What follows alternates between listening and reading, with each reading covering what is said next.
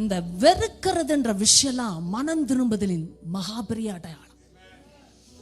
பிடிச்சு செய்ததெல்லாம் வெறுக்கணும், உங்களையே வெறுக்கணும். I don't know whether you've captured this moment. உங்களையே வெறுக்கணும். இது எனக்கு வேண்டாம், இது என்னோட இருக்கக்கூடாது அப்படி சொல்றதுதான் மனம் திரும்புதல். Come on.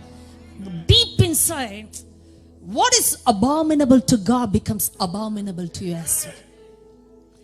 எனக்கு பிடித்தது பிடிக்காதது என்ற பேச்சு இல்ல. என் அப்பாவுக்கு பிடிக்கலனா எனக்கு பிடிக்க கூடாது. அவர் வெறுக்கிறத நான் வெறுக்கணும், அவர் விரும்புகிறத நான் விரும்பணும். இதுதான் மனம் திரும்புதல்.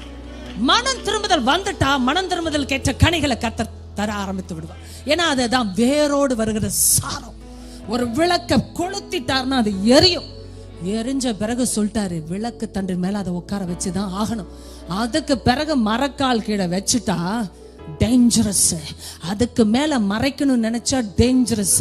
ஏன்னா அதை எரிய ஆரம்பித்த விளக்க யாரும் மறைக்க முடியாது, தள்ள முடியாது, அலங்கார பொருளா வைக்க முடியாது. அதுக்குரிய ஸ்தானத்துல வைக்கணும்.